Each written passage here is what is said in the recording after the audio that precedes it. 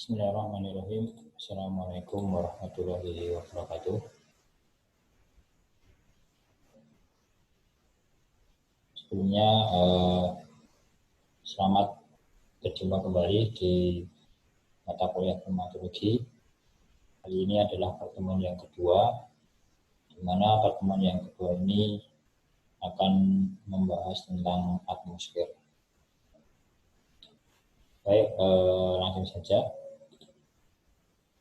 Pada pertemuan ini daftar konten yang akan kita bahas adalah kompetensi, kemudian pendahuluan, pengertian dan fungsi atmosfer, komposisi atmosfer, struktur vertikal atmosfer, dan referensi. Baik, untuk kompetensi yang ingin dicapai dalam pemberian materi ini adalah bahwasanya mahasiswa mampu memahami teori dan konsep dasar atmosfer dan dinamikanya. Karena memang ketika kita belajar klimatologi atau belajar tentang iklim, tentu tidak bisa dipisahkan dari yang namanya atmosfer. Oleh karena itu, ini adalah materi yang sangat penting untuk mempelajari klimatologi. Nah, sebagai pendahuluan, bahwasanya kita akan mengingat kembali tentang apa itu bumi sebagai suatu sistem. Bahwasanya kita adalah hidup di dalam satu sistem namanya sistem bumi dan atmosfer. Bahwasanya di dalam bumi itu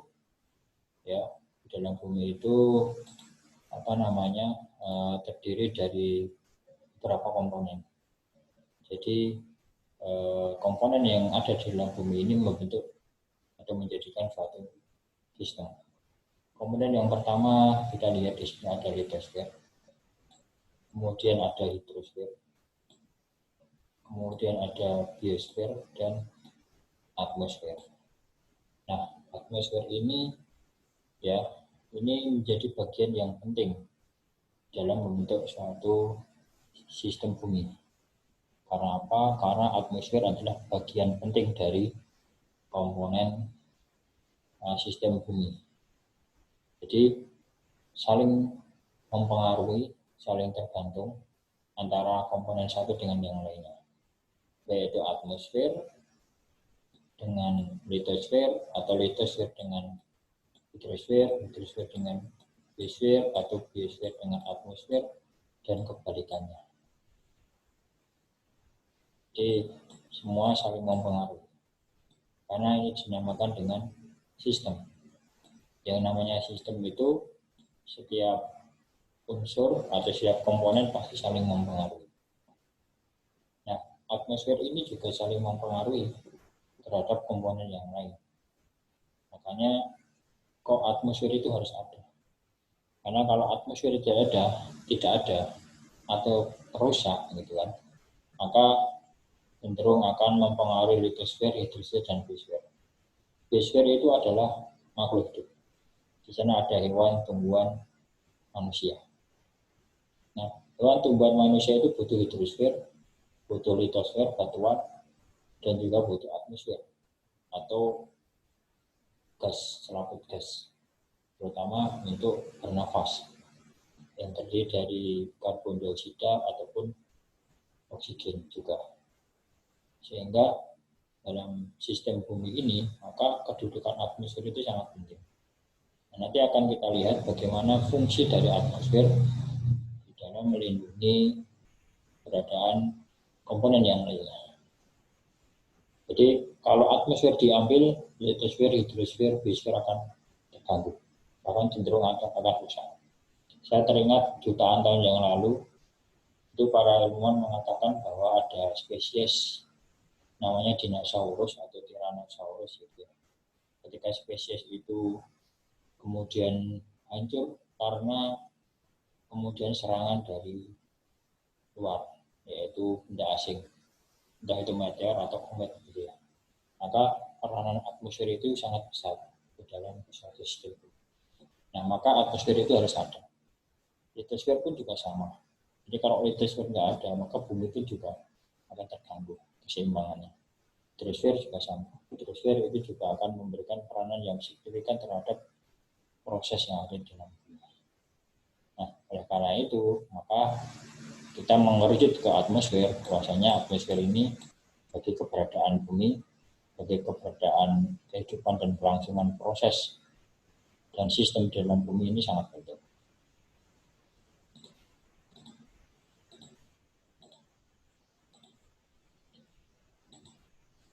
Nah, kita tahu bumi tempat tinggal manusia yang terdiri dari daratan, lautan, serta atmosfer. Nah, tadi saya sudah tahu daratan itu litosfer, lautan itu hidrosfer, atmosfer itu adalah selaput gas. Nah, daratan sendiri mencakup sekitar 30% dari luas permukaan bumi, sedangkan sisanya merupakan lautan. Adapun atmosfer mencakup 100% permukaan bumi. 100% permukaan bumi karena apa? Karena udara itu ada di mana-mana. Tidak hanya di Indonesia, tapi di Afrika pun ada. Tapi di Amerika Latin pun juga ada. Bahkan di dalam air pun juga ada udara. Makanya kemudian ikan juga bisa hidup di dalam air. Sehingga atmosfer itu 100% ada di atau menyelimuti permukaan bumi.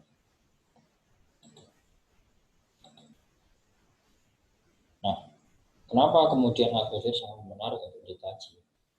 Yang pertama adalah atmosfer itu melindungi bumi atau melindungi penghuni bumi dari radiasi gelombang pendek matahari yang sangat kuat. Jika tidak ada atmosfer, maka manusia tumbuh-tumbuhan akan menjadi debu.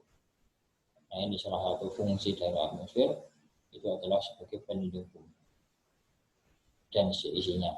Tadi dicontohkan musnahnya dinosaurus.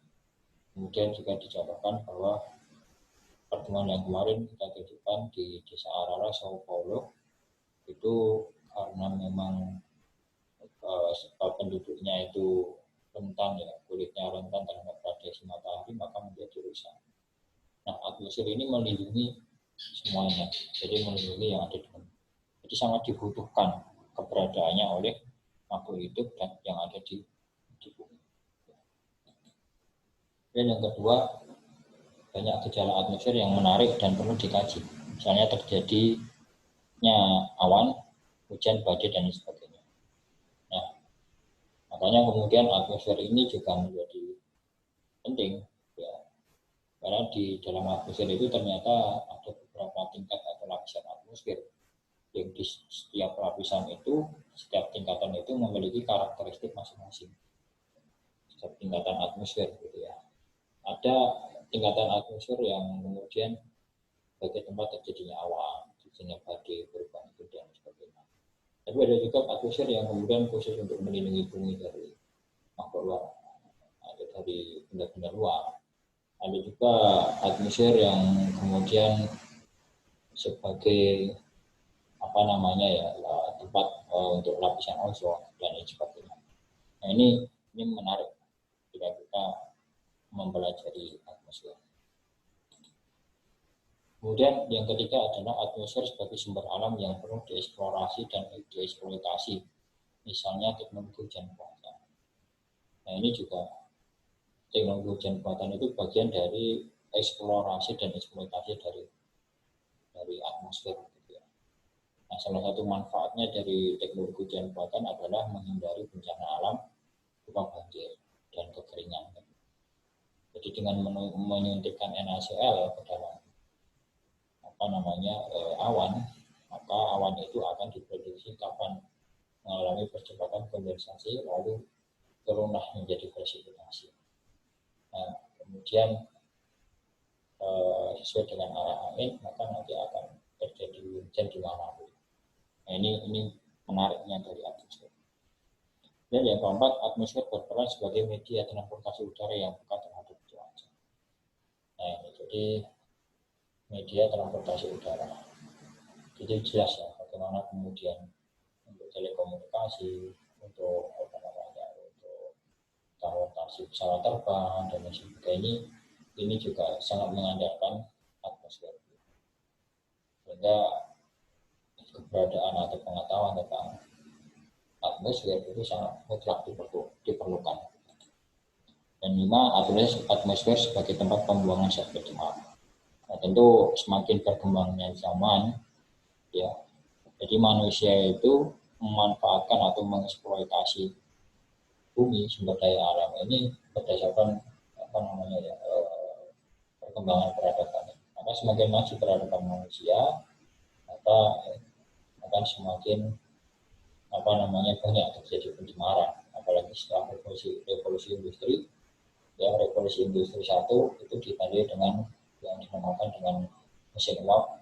Ya, waktu itu semua tenaga kerja manusia di pabrik-pabrik digantikan dengan mesin, dan mesin melakukan proses pembakaran yang sempurna, pembakaran yang tidak sempurna. Semua proses pembakaran itu akan menghasilkan entropi. Pembakaran yang sempurna akan menghasilkan CO2, dan pembakaran yang tidak sempurna akan menghasilkan CO. Semuanya sama-sama emisi. Nah, makanya kemudian setelah revolusi industri 1, maka banyak kota-kota besar di Eropa itu mengalami pencemaran udara. Ada 3 cara manusia mempengaruhi sistem iklim. Yang pertama, mengubah komposisi atmosfer, misalnya injeksi industri dan kendaraan bermotor ke dalam atmosfer. Nah, ini tentu kita sudah memahami, ya, bahwasanya berkembangnya industri dan kendaraan bermotor tentu akan semakin menambah beban pencemar di udara. Sehingga terutama untuk masalah karbon yang pada akhirnya nanti bisa menyebabkan global warming atau climate change. Semakin banyak manusia, maka kebutuhan untuk hidup dan sarananya, itu termasuk kendaraan bermotor, itu semakin banyak. Dan kendaraan bermotor yang kemudian tidak ramah lingkungan itu akan berpotensi untuk bisa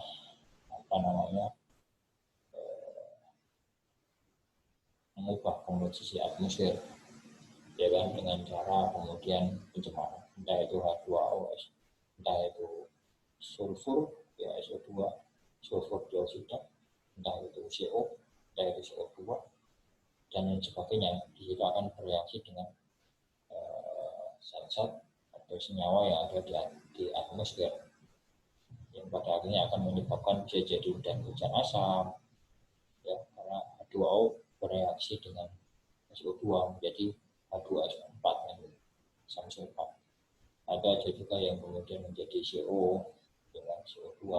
Itu semuanya berpotensi dalam mengubah komposisi atmosfer. Dan yang kedua, menambah panas pada sistem atmosfer. Misalnya buangan panas dari pembangkit listrik dan penyerapan panas pada siang hari melalui aspal atau bahan bangunan. Nah, ini juga benar, ya. Jadi semakin banyak pembangkit listrik, apalagi kemudian bahan bakar dari listrik itu kan menggunakan batu bara, maka emisi yang kemudian karbon yang diemisikan ke udara akan semakin tinggi. Jika semakin banyak orang yang kemudian mengkonsumsi listrik, maka semakin banyak juga pembakaran menggunakan batu bara, dan pada akhirnya emisinya juga akan tinggi. Dan kalau emisi tinggi, maka akan menyebabkan panas atau global warming. Begitu juga global warming itu juga akibat karena pembangunan yang cukup masif. Ya, kebutuhan akan ruang itu juga semakin meningkat, maka pembangunan untuk permukiman, untuk perkantoran, tempat-tempat wisata, transportasi seperti aspal, itu akan semakin masif. Ya, atau aspal itu adalah salah satu zat yang menyerap panas. Itu akan menyebabkan bumi itu semakin panas. Yang ketiga, mengubah karakteristik permukaan bumi.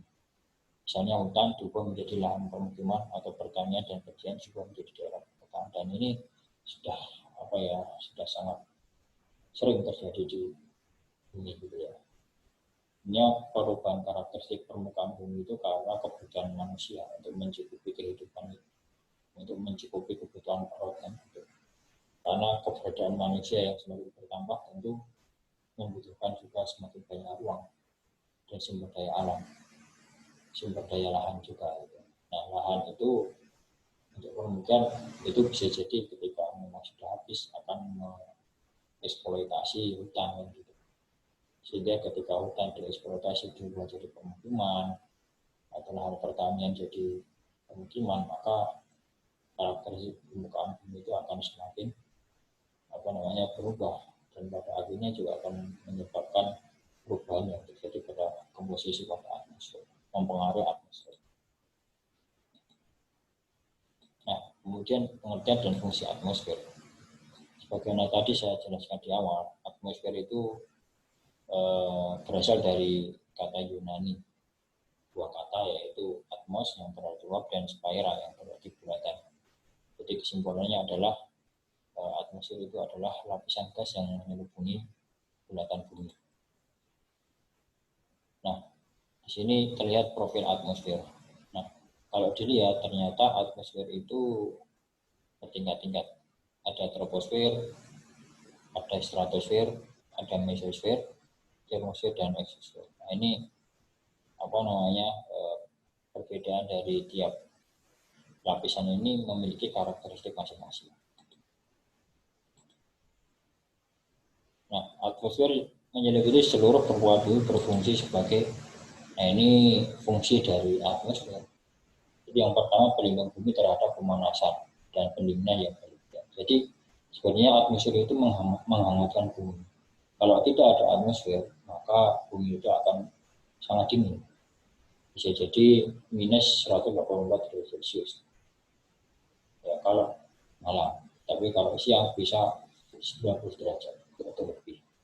Jadi itulah kemudian maka atmosfer itu sebenarnya membawa suhu yang pas, yang hangat, sehingga cocok untuk ditempati makhluk hidup seperti manusia, hewan, dan tumbuhan. Yang kedua, sebagai penyaring filter terhadap sinar surya yang berbahaya bagi makhluk hidup, yaitu sinar UV yang dapat menyebabkan kanker kulit pada manusia. Nah, ini jelas ya bahwasanya salah satu partikel dari sinar matahari itu adalah UV, dan UV itu ternyata ketika bersentuhan langsung dengan kulit manusia dia akan menyebabkan penyakit, salah satunya adalah kanker. Nah, yang ketiga adalah penyedia bahan baku bagi makhluk hidup, yaitu CO2 dalam proses fotosintesis dan O2 dalam proses respirasi. Nah, ini jelas. Kemudian yang keempat, pengatur kelestarian mekanisme terjadinya cuaca dan iklim. Nah, tentu saja ya. Jadi cuaca dan iklim, kalian sudah tahu apa itu perbedaan cuaca dan iklim ya. Tapi kemudian dengan kita memahami atmosfer, maka kita juga nggak tahu bagaimana cara kemudian melestarikan cuaca dan iklim itu. Kemudian kita masuk ke sifat dan komposisi atmosfer. Nah, sifat atmosfer yang pertama adalah bersifat dapat dimanfaatkan akibat tekanan udara yang berkurang dengan ketebalan. Jadi atmosfer itu bisa dimanfaatkan, dikompres karena tekanan udara. Yang kedua, massa total atmosfer sekitar 56 kali 1014 ton. Dan seterusnya gitu ya. Jadi ini sangat-sangat banyak sekali. Dan kemudian komposisi udara kering atmosfer, ini ada nitrogen atau N2, ini yang dominan ya. Itu ada sekitar 78%. Kemudian ada oksigen O2 21%. Kemudian ada argon hanya 0,93%. Karbon dioksida atau CO2 itu 0,03%. Sedangkan yang lainnya sangat kecil sekali. Neon, helium, ozon, hidrogen, krypton, semen, metan. Inilah komposisi udara kering yang ada di atmosfernya bumi. Dan hal ini berbeda dengan dibandingkan dengan planet yang lain. Bumi dengan Saturnus, Uranus, Jupiter. Tapi menurut para ilmuwan, yaitu yang hampir mirip dengan bumi, kondisi atmosfernya itu adalah Mars. Nah, sekarang sedang dalam penelitian gitu ya. Sehingga bisa dijadikan alternatif tempat kehidupan di masa yang akan datang kalau memang sesuai atau cocok dengan alam. Nah, ini fungsinya nitrogen tidak terlalu dimanfaatkan kecuali organisme tanah dan tanaman. Ya, jadi ini nitrogen, oksigen tentu untuk bernafas, ya untuk sumber energi. Argon tidak terlalu penting, CO2 perlu karena menyerap panas, ya. O3 penting karena menyerap UV, H2 penting karena menyerap radiasi. Nah, itu beberapa sumber manfaat dari komposisi udara kering. Nah, kemudian selanjutnya adalah struktur vertikal atmosfer. Nah, adik-adik sekalian, para peserta kuliah klimatologi, ini adalah struktur vertikal atmosfer. Bahwasanya sebagaimana tadi di slide yang keberapa tadi, ya itu ada yang namanya dengan komposisi atau struktur atmosfer. Ya. Nah, kita lihat di sini, ya. Ini adalah ini ketinggian. Jadi ini ketinggian kilometer, ini ketinggian juga berdasarkan mil dalam satuan mil. Sedangkan ini tekanan udara militer. Ya, tekanan udara. Nah, semakin ke atas semakin kecil. Nah, ini semakin. Nah, kemudian yang di sini ini adalah temperatur. Nah, ini adalah temperatur dalam satuan derajat Celcius ataupun derajat Fahrenheit. Kita lihat di sini bahwa ternyata struktur vertikal atmosfer berdasarkan perbedaan ketinggian dan tekanan udara itu dibagi menjadi ada troposfer, yang kedua ada stratosfer, yang ketiga ada mesosfer, yang keempat ada termosfer. Jadi ada 4 dan masing-masing antar struktur vertikal itu ada batasnya antara troposfer dan stratosfer, ada namanya adalah tropopause. Ini tropopause. Kemudian stratosfer dengan mesosfer namanya stratopause. Mesosfer dengan termosfer namanya mesopause. Nah, dari masing-masing karakteristik ini, struktur vertikal atmosfer ini memiliki karakteristik yang berbeda-beda, memiliki fungsi yang berbeda-beda. Sekarang kita amati di sini. Pada bagian bawah yaitu troposfer. Troposfer itu tekanan udaranya paling tinggi. Kemudian kita lihat di sini ketinggiannya adalah sekitar 12-an kilometer dari permukaan. Nah, kita lihat di sini ternyata di dalam troposfer ini karakteristiknya adalah terjadinya dinamika iklim dan cuaca. Nah, di dalam troposfer ini ada namanya awan, ada namanya angin, ada namanya hujan, ada namanya perubahan suhu, ada namanya puting beliung, kemudian presipitasi, semuanya ada di troposfer. Dan itu tidak kita dapati pada tingkatan atau lapisan atmosfer yang lainnya. Gitu. Nah, ini hanya sampai pada batas ini tropopause ini. Nah, perubahan suhu terjadi adalah ketika semakin naik 100 derajat 100 meter, maka akan turun kurang lebih 0,5 sampai 1 derajat Celcius. Kita lihat pada garis warna merah ini. Ya. Jadi ini warna merah, ini semakin naik, suhunya semakin minus, ya kan? Nah, semakin naik semakin minus. Itulah namanya adiabatic lapse rate. Ya. Adiabatic lapse rate. Jadi adiabatic lapse rate. Adiabatic. Nah, namanya itu. Jadi adiabatic lapse rate. Nah, ini adiabatic lapse rate. Nah, adiabatic lapse rate ini adalah semakin naik maka udaranya semakin turun. Jadi naik 100 derajat Celcius. Karena naik 100 meter maka udaranya turun 0,5 sampai 1 derajat Celcius. Itu namanya adiabatic lapse rate. Nah, gitu. Kemudian adik-adik sekalian, selanjutnya ada namanya tropopause. Tropopause ini adalah batas antara troposfer dengan stratosfer. Nah, ini adalah batas yang sangat tebal, sehingga ketika terjadi pencemaran udara, ketika aktivitas manusia tadi injeksi industri, kendaraan bermotor dia menginjeksikan ke atmosfer. Nah, atmosfer itu pencemarannya hanya sampai di sini, batas tropopause ini. Dia tidak bisa naik. Karena memang di sini adalah lapisan yang sangat tebal dan sifatnya inversi, berkebalikan. Makanya kemudian pada stratosfer sini suhunya semakin naik, ketinggian semakin naik, suhunya semakin naik. Kalau yang troposfer tadi semakin naik, suhunya semakin turun. Ini semakin naik, suhunya semakin naik juga. Ada lapisan stratosfer. Nah, pada lapisan stratosfer ini tekanan udaranya berkurang. Kemudian ini ada namanya ozon maksimum. Jadi ozon maksimum itu adalah artinya apa? Di situ ada lapisan ozon. Ya, di sini ada lapisan ozon. Nah, ini ada lapisan ozon. Nah, ini lapisan ozon itu di sini. Fungsinya untuk apa? Fungsinya sebagai penangkal dari UV. Ya, ketika ada UV masuk melewati stratosfer ini, maka dia akan terurai secara kimiawi sehingga UV yang berbahaya itu tidak sampai ke permukaan bumi karena terurai oleh ozon.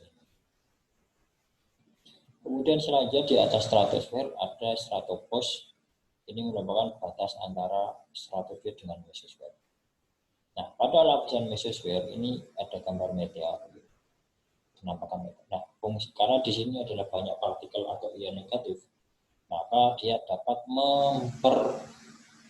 melindungi bumi dari serangan benda luar. Jadi dia dapat menetralkan benda luar, apalagi yang panas gitu. Ya, meteor, komet gitu kan. Jadi dia meteor, komet itu semuanya akan ternetralkan ya oleh mesosfer karena hanya ion negatif di sini. Nah, gitu. Jadi itu karakteristiknya. Gitu ya. Kemudian di atas mesosfer ada termosfer. Nah, termosfer ini tekanannya semakin kecil lagi, ya, dan suhunya naiknya drastis. Nah, semakin ke atas semakin naik. Nah, gitu. Jadi itulah karakteristik dari bagaimana struktur vertikal atmosfer. Ya. Untuk lebih dalamnya mungkin ada-ada bisa buka buku ya, ada-ada bisa pelajari. Semakin detail semakin bagus karakteristik dari struktur vertikal atmosfer. Nah, ini kandungan udaranya pada lapisan troposfer ini uap air 92%, nitrogen juga. Ini seperti udara kering, struktur udara kering. Nah, jadi sudah dijelaskan. Jadi struktur udara kering itu terutama pada lapisan troposfer yang paling bawah. Manfaat lapisan troposfer ini adalah sebagai tempat terjadinya atau terbentuknya cuaca, lapisan terhadap uap air, tempat terjadinya hujan, dan tempat untuk melaju pesawat terbang, untuk penyedia udara dan sebagainya. Nah, kemudian ada juga tadi adiabatic threat atau gradient geothermis. Pengaruh ketinggian tempat terhadap suhu. Padahal gradient geothermis itu akan berubah seiring dengan perubahan ketinggian tempat. Nah, ini gradient geothermis itu artinya apa? Itu pusat bumi, panas bumi itu bersumber dari pusat inti bumi. Kan inti bumi itu kan panas, ya kan? Maka semakin mendekat dengan inti bumi, maka akan semakin panas. Tapi semakin menjauh dari inti bumi, maka akan semakin dingin. Nah, gradient geothermis itu berdasarkan rumusnya itu mengakomodasi hal itu. Makanya kemudian semakin keluar, semakin naik dari semakin tinggi atau meninggalkan permukaan bumi, maka udara itu semakin dingin. Kalau ada seperti naik gunung itu ya semakin ke atas kan semakin dingin. Karena pada prinsipnya meninggalkan atau menjauh dari permukaan bumi. Nah, ini rumusnya seperti ini. Berdasarkan rumus Mach ya, delta T, selisih suhu udara antara lokasi 1 dengan lokasi 2 dalam derajat Celcius. X1 itu adalah tinggi tempat yang diketahui suhu udaranya, X2 adalah tinggi tempat yang dicari suhu udaranya. Ini delta T adalah sama dengan 0,006 dikali X1 min X2 dikali 1 derajat Celcius. Ini rumusnya. Nah, kemudian contoh, kota A memiliki ketinggian 5 meter di atas permukaan air laut. Rata-rata suhu udara kota A 28 derajat Celcius. Berapakah rata-rata suhu udara kota B yang memiliki ketinggian 250 meter dari air laut? Nah, ini bisa dihitung dengan rumus Moore tadi. Ya, yaitu kita langsung aja dengan rumus Moore tadi hasilnya apa? Hasilnya adalah ini ya, jadi hasilnya adalah apa namanya? Suhunya 26,8 derajat Celcius. Dari 28 derajat Celcius itu menjadi 28 derajat Celcius dengan perhitungan tadi. Ya, jadi seperti itu ya, dengan rumus tadi. Adik-adik bisa menghitungnya sendiri. Dengan perhitungan menggunakan rumus Moore, dapat disimpulkan bahwa setiap kenaikan 100 meter ke arah puncak gunung, suhu udaranya akan turun sebesar 0,6 derajat Celcius. Nah, referensi adik-adik bisa payung Casiano 95 ya, kemudian Ocean and Rocks, Weather Climate and Climate Change, Sesuai Probability Meteorologi TP Bandung. Tes formatif, silakan mungkin adik-adik bisa sambil mengerjakan tes ini. Apa yang dimaksud dengan atmosfer? Apakah fungsi atmosfer yang meliputi seluruh permukaan bumi? Dan yang ketiga, apakah yang dimaksud dengan akibat atmosfer? Silakan dijelaskan sebagai bagian dari pembelajaran mata kuliah klimatologi pertemuan kedua tentang atmosfer. Baik, jadi itu adik-adik sekilas saja tentang atmosfer ya, dalam rangka untuk pemahaman terhadap klimatologi ya. Jadi adik-adik harus memahami terlebih dahulu apa itu atmosfer. Dan saya kira ini adalah ringkasan saja ya tentang atmosfer. Nanti silakan ditambah sendiri jadi tentang atmosfer diperdalam dari buku-buku yang lain. Saya hanya mengantarkan untuk mata kuliah ini, untuk terutama untuk pertemuan yang kedua ini. Baik, terima kasih. Mudah-mudahan bermanfaat. Assalamualaikum warahmatullahi wabarakatuh.